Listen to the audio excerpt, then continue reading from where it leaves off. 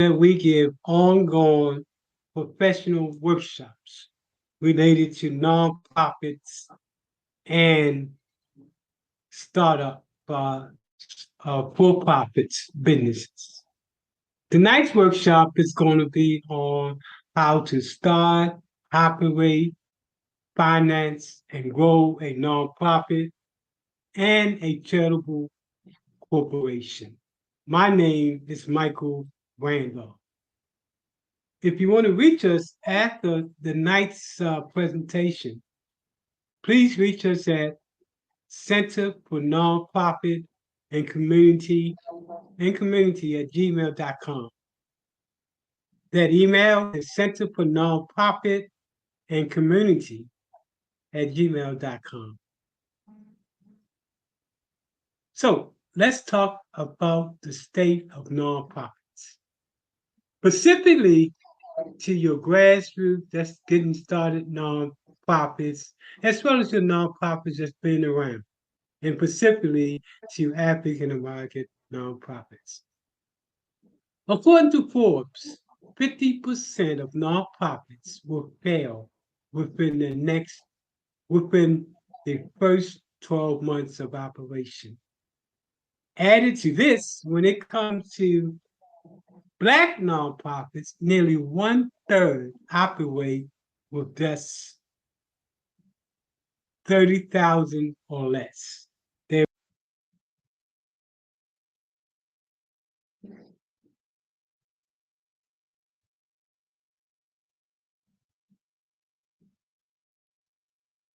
made up primarily of volunteers. Over 75% of white nonprofits report having at least one full-time employer, while only 17% of Black nonprofits report having at least one full-time employee. When it comes to African American female-led nonprofits, they are among the least funded. We work with nonprofits from around the nation. Our mission is to strengthen organizations that strengthen communities. So here's a list of our different services that we provide. We provide a holistic, comprehensive line of services. We title it New School Next Generation Approach. I got into the area of community development and nonprofit because I come out of one of the poorest communities in the nation, which is the Sandtown Winchester community in Baltimore. I started in the early 1980s. I started as a community organizer. From there, I went to a community strategist, to program developer, to drafting community comprehensive initiative in distressed communities throughout the nation. The picture that you're looking at is me giving a presentation at the University of South Florida to its grad students on community development. And as a matter of fact, I've done 2 presentations at the University of South Florida over the years. In Baltimore, I did a presentation to grad students a while back at the Johns Hopkins University on community development and nonprofit development. So we started in 2011. And I go back to those numbers when it comes to minority nonprofits in the state of minority nonprofits. We were created to change that narrative. We specialize in developing neighborhood planning and economic development initiative in some of the most poverty-stricken communities in the United States. We focus on creating a national and best practice approach To date, we've provided training to over 3,500 nonprofits, government agencies, faith-based groups, businesses, and individuals in over 20 states.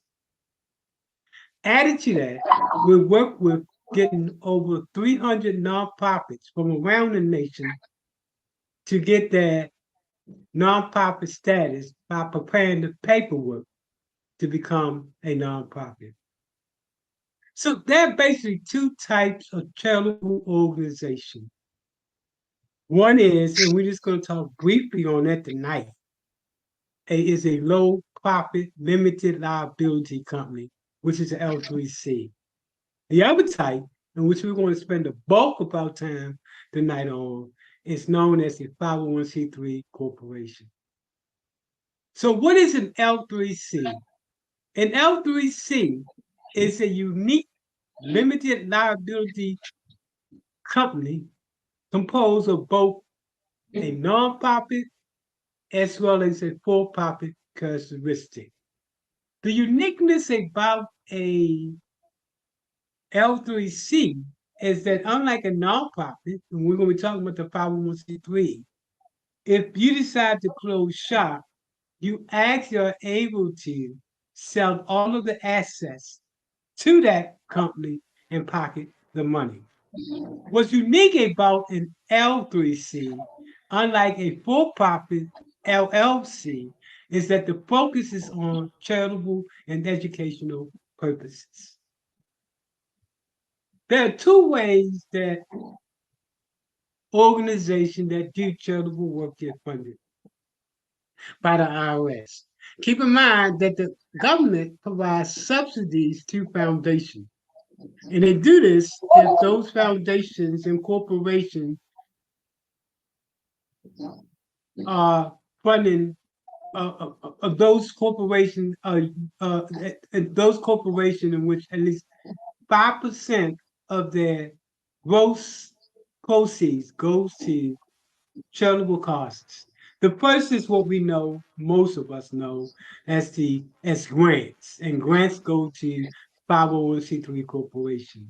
The second type of funding is known as program-related investments. These are low to moderate interest nonprofits. So these are like your L3C, in which they get funding by way of loans in order to do what they do, which means that they're able to provide more of a flexible way of bringing in income, unlike a nonprofit. Nonprofit basically depends upon grants and donation, whereas an L3C is a different type of beast.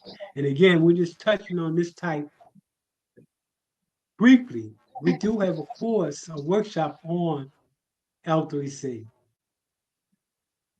So what's unique about an L3C is that they're able to make investments like regular 501c3 cannot. In fact, L3Cs can actually sell shares and stocks. They can make investment into public companies. They can actually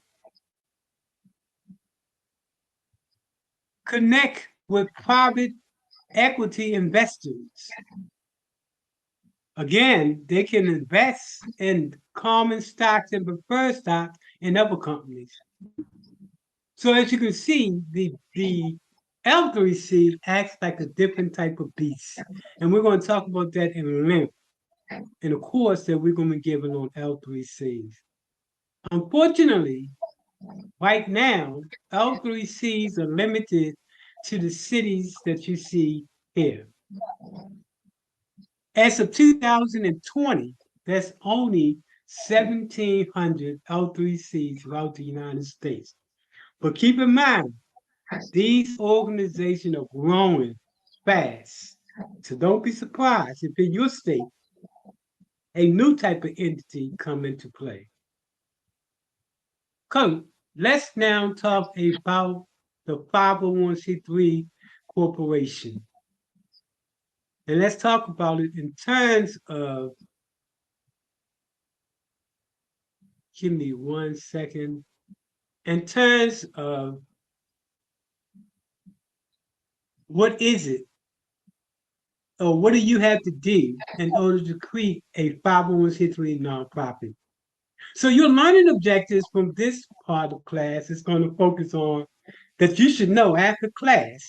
You should know what is a nonprofit, what are bylaws, what's a purpose statement, what are articles of incorporation and conflict of interest policy, what is the solicitation requirements, what's a 1023 application, all the way down to having an understanding of the three different stages of a nonprofit.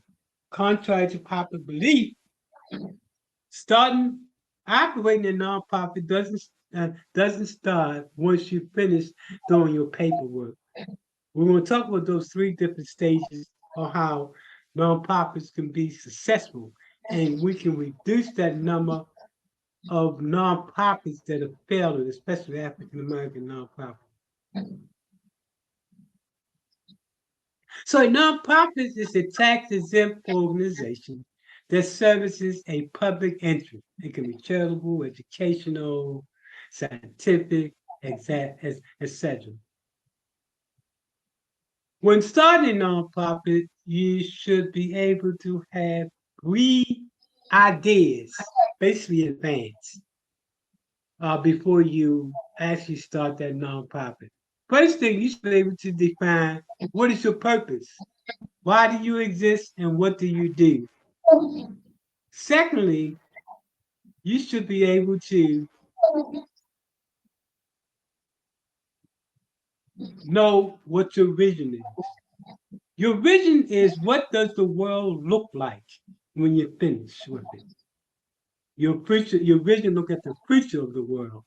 Your mission, which is the second conceptualization, or third conceptualization you should have, is what is the group going to do and what is going to do that. That is, what is the group is going to do and what are you going to do that. So now let's talk about the 3 stages of a nonprofit. Stage 1, the beginning. Stage 1 focuses on your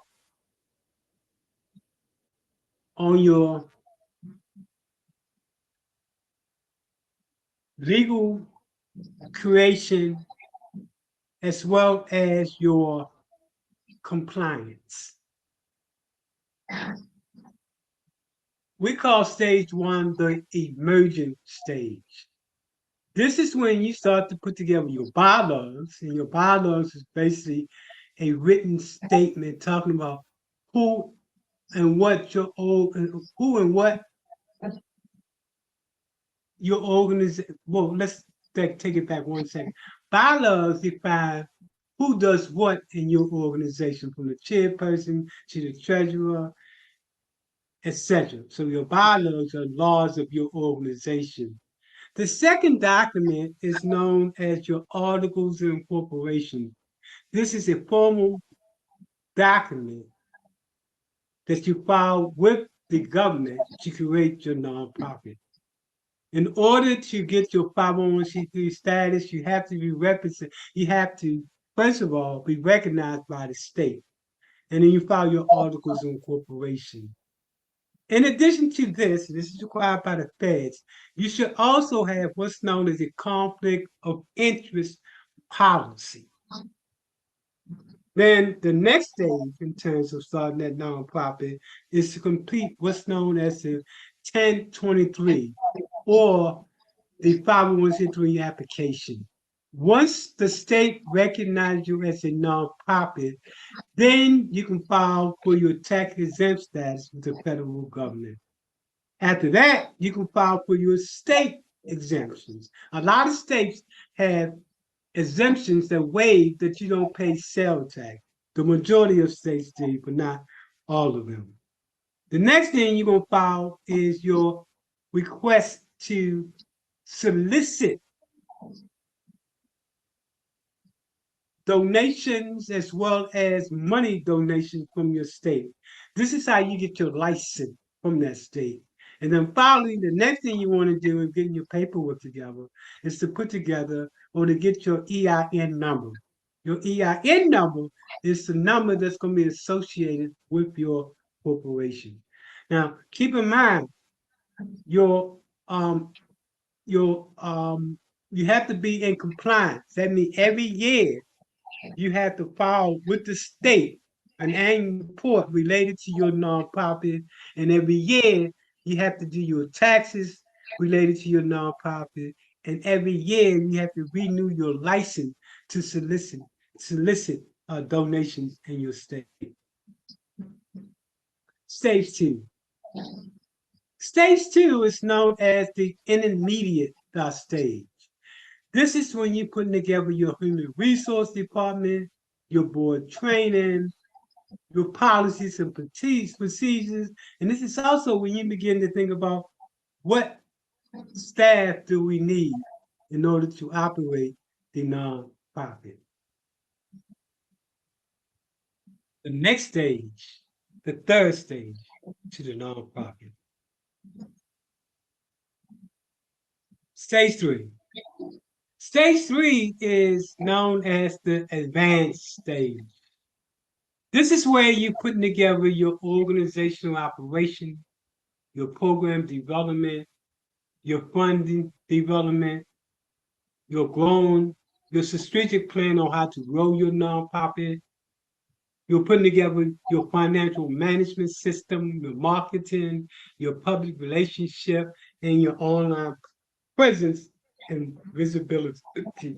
So as you see, there's a lot of steps to getting and starting that nonprofits. A lot of nonprofits, and that's the reason why they fail within the first 12 months of operation, is that they only get to the first stage of the nonprofit. They never get to stage one nor stage two.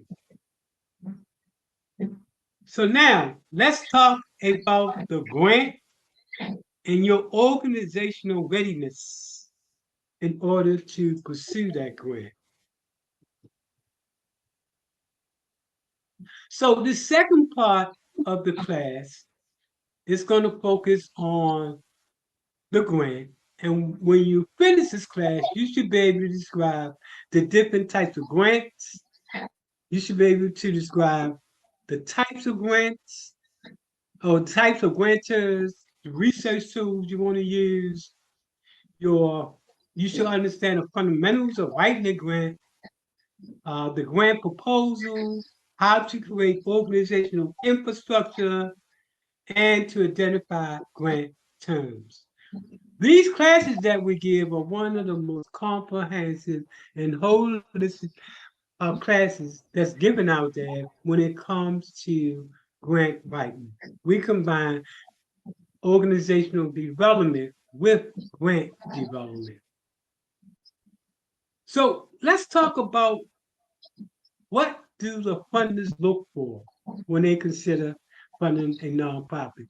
Remember we talked about earlier that Forbes say 50% of nonprofits will fail within the first 12 months. I think that number is 50% will fail within the first 12 months. And here's why. Here's what funders look for when they decide who they're going to fund. The first thing they're going to look for is what is your sustainable financial model? How is your organization different than another nonprofit? What hard and soft skill data are you using to show your position related to the statement of the problem? You need to be able to articulate what the problem is, and you can use both quantitative and qualitative research. What are the measurement tools you're going to use to show what success look like? What is the reason for you starting your nonprofit? What's your value? Who are you networking with? Partnerships and having collaboration with, etc. And it's very important that you be able to articulate your accounting practice. They want to see all of these things. They want to know, is your plan plausible, feasible, sustainable, sellable, and more importantly, is it fundable? So let's talk about the different types of grants, starting with the unrestricted grant. Unrestricted grants may be used for general support purposes.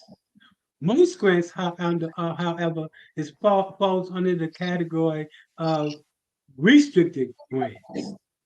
So what are your different types of restricted grants? You have grants related to programs and projects, grants related to seed money. And seed money is that money that you need to get your organization up and running. Seed money brings on that first person of your organization, like the CEO. Your program and project grants are like operational money. Then we have your next category of grants known as capital grants. Capital grants is when you want to buy land, when you want to do construction, renovation, etc. It deals actually with land. Endowment. This type of grant is normally associated with colleges and universities. And then you have what's known as challenge grants. Challenge grants or matching grants is when you write for a grant for 100,000, and then the funder tell you that we will give you 90,000, but you have to come up with the remaining 10,000 as a challenge. Keep in mind when we go further in this presentation, you're going to find that there's over 100,000 different foundations and corporations that give funding out there. We're going to talk about how to assess that type of database. And then finally, in-kind support or pro bono, like people that volunteer for your organization and things of that nature. Pro bono or in-kind support can be very important when you're just getting your nonprofit started. We actually work with nonprofits that are just getting started from 0 employees to 10, 15, 20 and above. So let's talk about the different types of grantors. First is the individual, like you and I. The second type is your family and community foundation. That's like your family foundation is more like members that are biologically connected, like Obama Foundation, the Clinton Foundation. Corporation foundation, I'm sorry, let me go back to community foundation, are those foundations that give in a particular community. Keep It Foundation are those foundations that give monies and they're required to do so. They're required to do so because what they receive is subsidies from the government. In order to get those subsidies, they have to at least they have to give at least 5% of their net proceeds to charitable organizations. We talked about the different types of charitable organizations earlier, both your L3Cs and your 501c3. The next type is your federated funds, like United Way.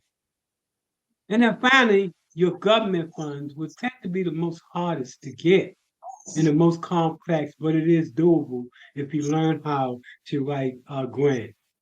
So when you go for grants, you should be able to look at the advantages, which is the second column. Look at the advantages for going for that grant. And then you should look at the third column at the disadvantages. So when you don't go for a grant, this is to go for a grant, but do your research.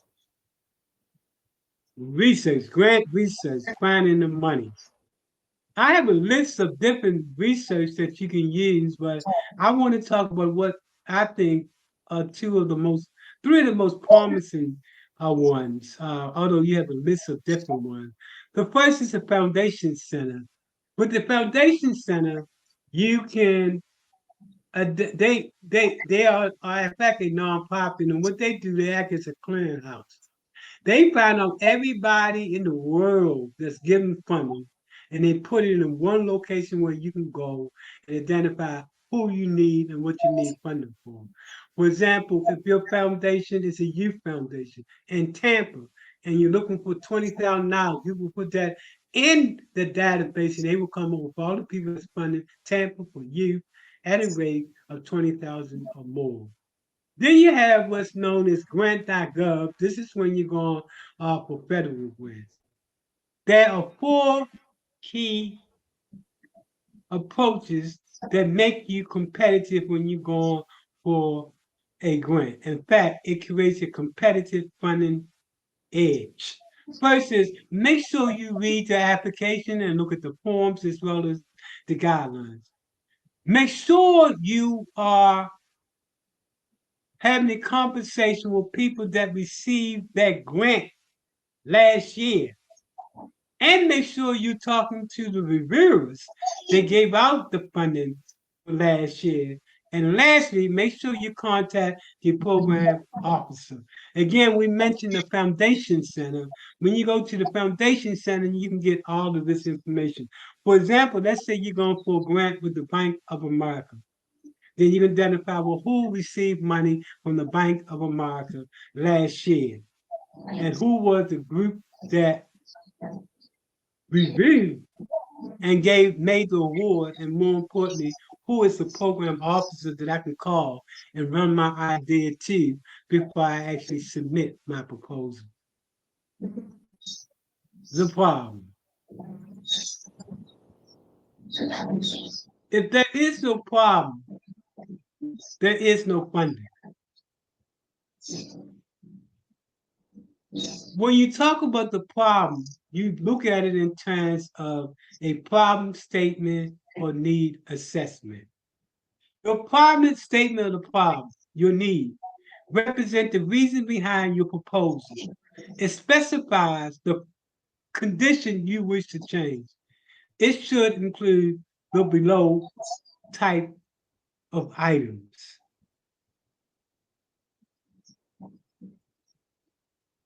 In order to gather the data necessary to show that there is a problem, you should do what's known as both as quantitative research as well as qualitative research. Basically, quantitative research is objective and qualitative research is subjective. I'm sorry, quantitative research is objective and qualitative research is subjective. Now that you have that out the way, now you want to actually design the program or the approach that you plan to take. So let's talk about conceptualization. In that respect, you should be able to have figured out what are your goals. Your goal is really about the final impact or outcome you want to change. You want change to bring about. Your strategy, this is the next component. A strategy is a plan of action, a method, or process you plan to use to accomplish your goal. And next is your objective. Your objectives specify the outcome of your project and the end product. There are different types of objectives, from behavioral, performance, process, and product objective. Now, let's talk about the methods section, which is actually the program design. Once you got your conceptualization out of the way, your goals, your objectives, your strategy, now we begin to write the proposal. The methods section describes your project activities in detail, indicating how your objectives will be accomplished. It should include some of the following. You should be able to identify what personnel do you need, what staffing do you need, what are the qualifications, and what is the job description. You should be able to describe what facilities, what equipment, and what materials that you need. So as you can see, you should be able to identify who the target population is. So there's a whole list of things you want to have as part of your method section. The next part of the proposal process is known as the introduction. The introduction is a credibility statement that describes your professional and organizational qualification and establishes the significance of your idea. Conclusion. Every proposal should have a concluding paragraph or two. This is when you get an opportunity to call the attention to the funder, your future, as to what will happen after the grant is completed and how you will seek additional funding. It is also during this section right here, unlike any other section in the grant, that you can actually get emotional. For example, let's say a mother that lost her child to teen violence.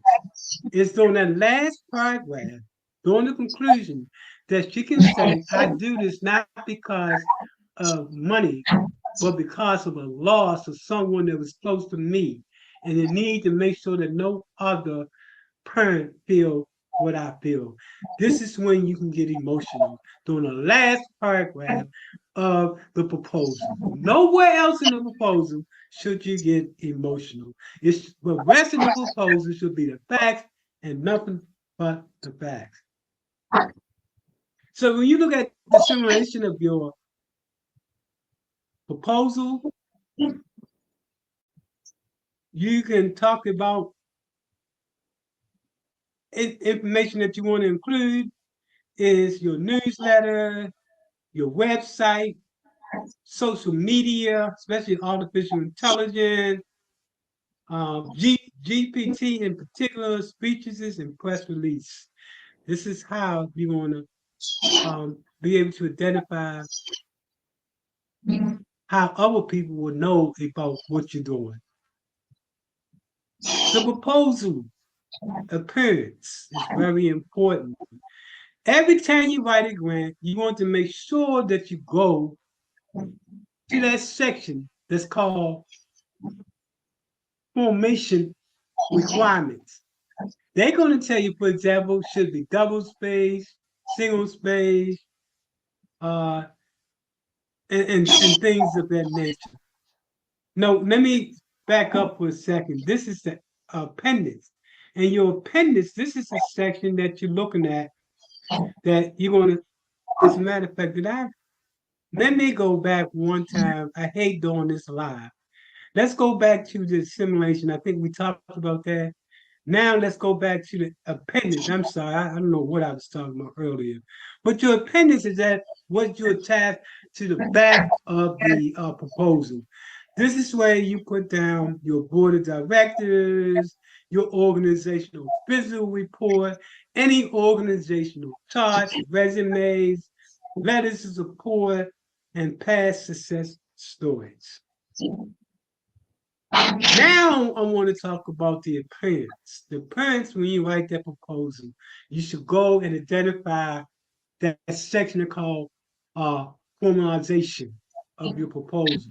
This is where the funder is going to tell you, should you use lists, should you use numbers, should your grant proposal be double space, single space, everything they want on how the grant should be formatted is going to be in that section. Evaluation. This becomes one of the most important sections of your proposal. In your evaluation, you're going to start to talk about how can you prove what does success look like. So your breakdown, when you begin to explain how you're going to prove your organization, you're going to use what's known as a program evaluation. A program evaluation typically examines the achievements of your program objective. It also, second part of that is your program measurements. How do you want to measure your program? So key components of your evaluation is your program evaluation, your performance measures as well. Now let's talk about the different types of performance measurements and approaches. The first is known as a goal-based evaluation. Your goal-based evaluation evaluates the extent to which your program are meeting predetermined goals and objectives. Normally, when an organization has been around for 5 or 10 years, they need to go back and do an evaluation on their goals and make sure their goals and objectives are consistent with what they originally started out to be. The next type of evaluation is known as an outcome-based evaluation. An outcome-based evaluation is going to look at the organization in terms of the program. This gives a breakdown of what the program looked like. First, you start with your goal, as you can see, and then you break down your different columns. The first column of your logic model is going to talk about the what, or what is the process objective. The second part is going to talk about the activities, or how you plan to do what you plan to do. The next column is going to talk about who's going to be responsible. That's the who section. And then the next section talk about the expected outcome. This begin to talk about the why. The next section talks about the indicated measurements that you're going to use. What is the evidence that you plan to use to present your approach? And then next is your data source. That is, where is the documents to show that your organization actually exists? For example, where are your sign-in sheets and those other things that show that people actually attend your classes, certification and things of that nature. And finally, your last section is going to talk about your time measurement, or the when. The final type of evaluation is known as a process-based evaluation. Some people call it a theory of change. And your process-based evaluation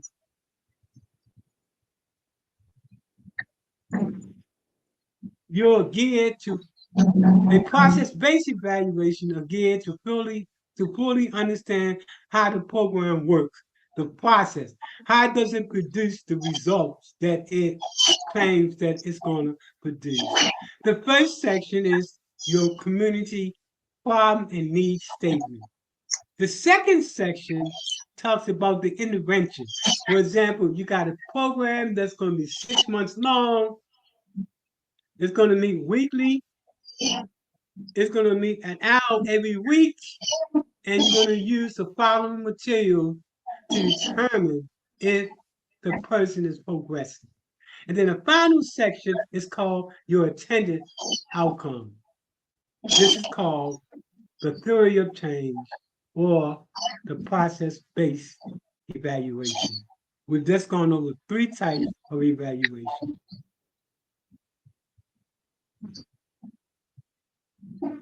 The organization, are you ready to get the money? And here's how you know if you're ready.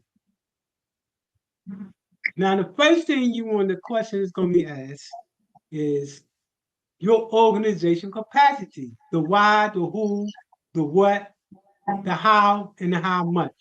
Why does your organization exist, and what does it address, for example?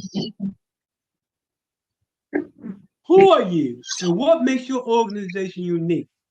What programs and activities do you propose to solve the problem? How will you implement your program? And you want to be detailed about this. And then how much is it going to cost? As you move forward with your organization, you have to have organizational structure. You have to have policies and procedures, staffing, funding, sustainability, physical control, access to support resources for sustainability, and you should be able to do a SWOT test or SWOT analogy.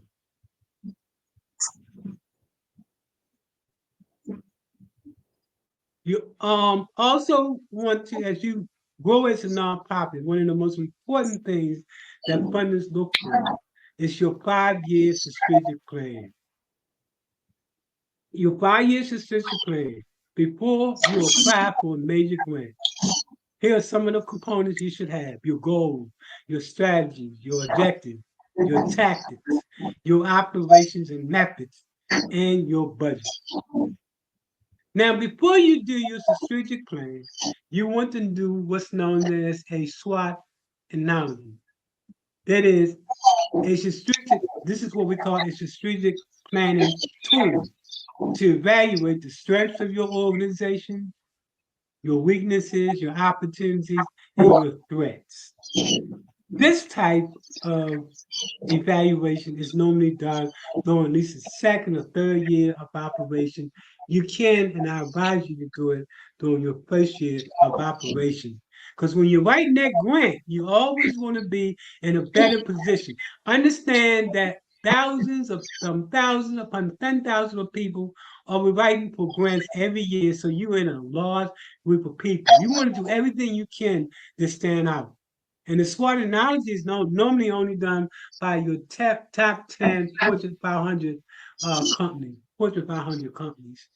You want to do the same thing because you want to be able to show that while you're a nonprofit, you approach it using a business approach. So what is some of the key components of a strong nonprofit? First, you should know your values. That is, what do you believe? You should know your mission. That is, why do you exist? This is part of your long-term approach.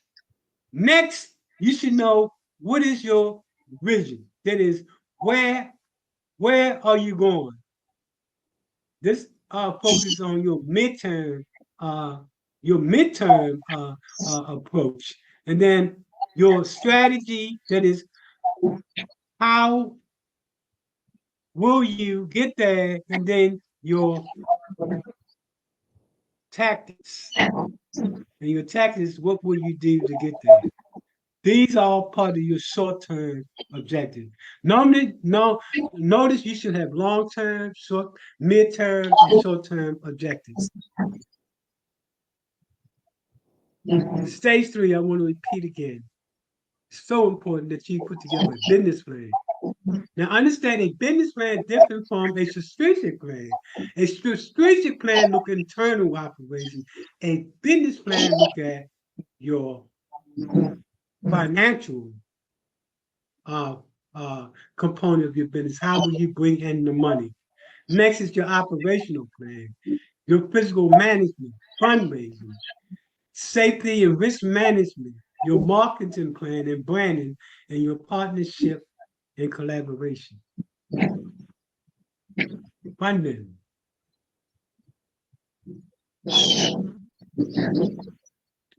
When we're talking about what funders want to see is, what are you planning to do for future funding? Let's talk about a strategy or model that you can use. The 2 questions you should be answering yourself: what will be necessary to keep your program going? And then you should be able to identify the potential resources and how you plan to secure them. The model we use is what's known as a social entrepreneur approach to funding. A social entrepreneur approach is the ability to fund the future of a nonprofit through a combination of earned income, charitable contributions, and public sector subsidies. The earned income is used to pursue social objectives by simultaneously seeking both financial and social return on investment. There are 4 categories. First is input, the second is output, the third is outcome, and finally, the 4th is benefit. When we look at input from grants, from fees for services, development fees, grant consulting fees from owning and operating your business, as well as to investment. The next part, when we talk about output, where does the money go to?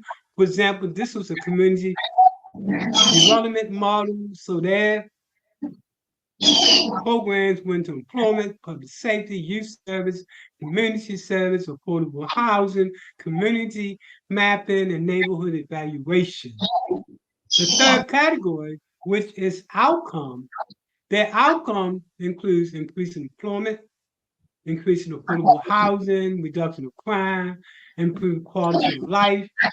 Their benefits, and this is what funders like to see, even if it's local government, their benefit includes increasing the tax base, since they're going to be working with getting businesses started, reduction in required city services, we're improving the quality of the community, reduction in public safety, which means that the crime goes down, the amount of money that government have to put in that community reduces, a reduction in risk for lenders.